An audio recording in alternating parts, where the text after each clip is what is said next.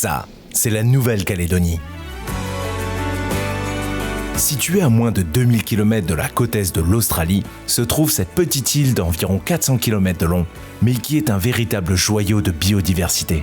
Avec 80% d'espèces endémiques, dont environ 2200 espèces de plantes, elle se distingue par sa richesse naturelle unique au monde. Protégée par une barrière de corail, elle abrite également le plus grand et l'un des plus beaux lagons du monde, inscrit au patrimoine mondial de l'UNESCO depuis 2008. En plus de cette richesse écologique, la Nouvelle-Calédonie possède l'un des plus importants gisements de nickel de la planète. Ce minerai a fait de l'île un acteur mondial incontournable dans la production d'acier inoxydable et de batteries pour véhicules.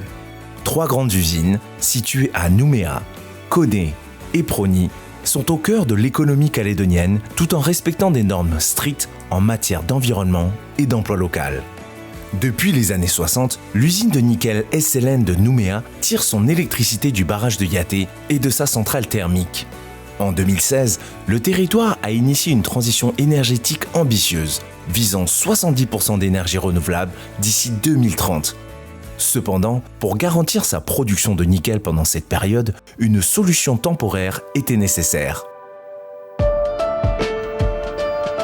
En août 2022, Karpowership a introduit la centrale flottante KPS-7 d'une puissance de 202 MW dans le port de Nouméa pour remplacer l'ancienne centrale thermique de la SLN.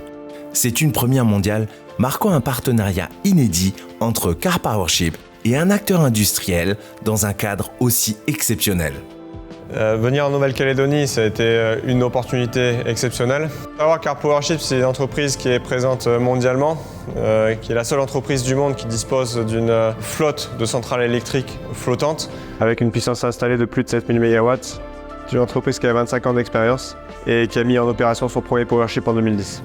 Qui vise à horizon 2030 10 000 MW de puissance installée. En tout cas, la principale contribution de Karpowership, c'est de fournir de l'électricité au réseau public. Donc, en particulier, ici en Nouvelle-Calédonie, c'est la première fois qu'on déploie un Powership dans le Pacifique. C'est la première fois que on apporte une contribution énergétique, un appui à un industriel, un partenaire privé, qui est la SLN, qui est le producteur de nickel historique de la Nouvelle-Calédonie. Donc c'est une grande fierté pour nous.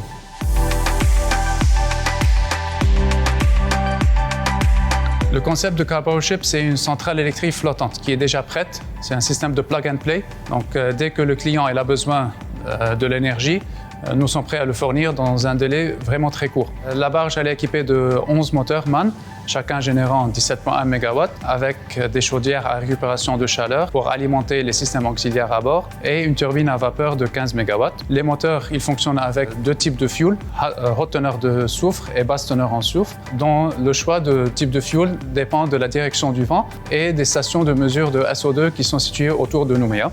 L'opération en Nouvelle-Calédonie, elle est soumise à des règles environnementales qui sont strictes et qui sont définies dans le permis d'exploitation de notre client, de la SLN. Et ce suivi environnemental prévoit en particulier donc, une autosurveillance de toutes nos émissions, qu'elles soient atmosphériques ou de nos rejets aqueux, en particulier par exemple pour refroidir nos moteurs. Et donc on est soumis à la réglementation locale. On a une obligation aussi de reporting, donc on prépare et qu'on transmet à la SLN pour que la SLN puisse ensuite le transmettre à l'autorité compétente en Nouvelle-Calédonie, la DIMINC.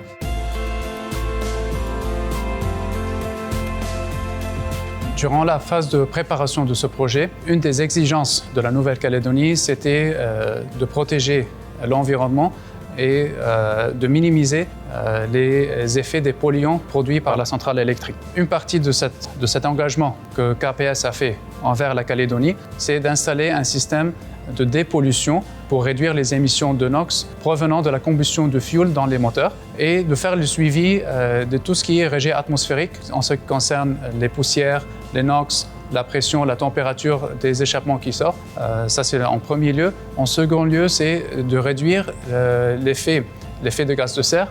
Parce qu'avant, il y avait la centrale B qui tournait avec un système qui était plutôt ancien. Et là, avec la nouvelle technologie présente à bord de la centrale électrique, la KPS-7, en fait, on a réduit à peu près de 30% de l'effet de CO2 qui est rejeté dans l'atmosphère.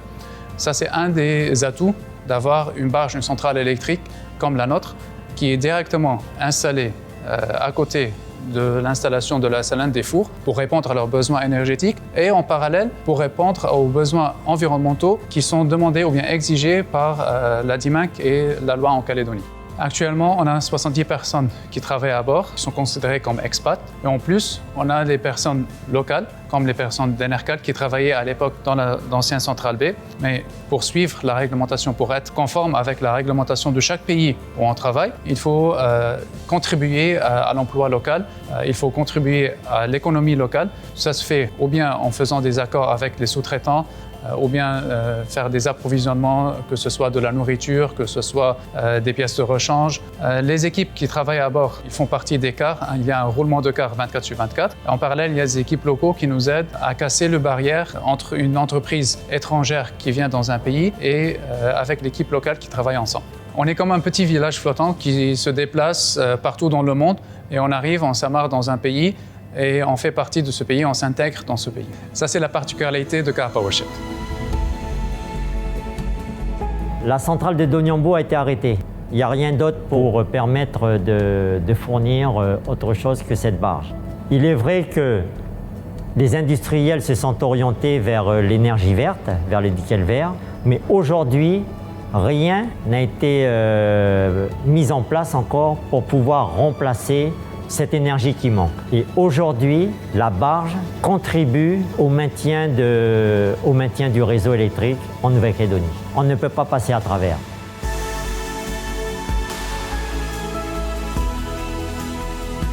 Depuis août 2022, l'arrivée de Karpowership sur le territoire a permis à la SLN de répondre efficacement à ses besoins énergétiques 24 heures sur 24. Le remplacement de l'ancienne centrale thermique est un succès et nous sommes fiers de ce premier partenariat avec une société minière qui est située dans l'un des plus beaux endroits du monde. Non seulement nous sommes fiers de notre partenariat avec la SLN, mais nous voulons également devenir à long terme un partenaire de solutions pour la Nouvelle-Calédonie, permettant la transition énergétique de l'île. Ce projet témoigne d'une présence exemplaire pour cette entreprise qui poursuit un seul objectif: garantir l'accès universel à une électricité économique et plus propre à l'échelle mondiale.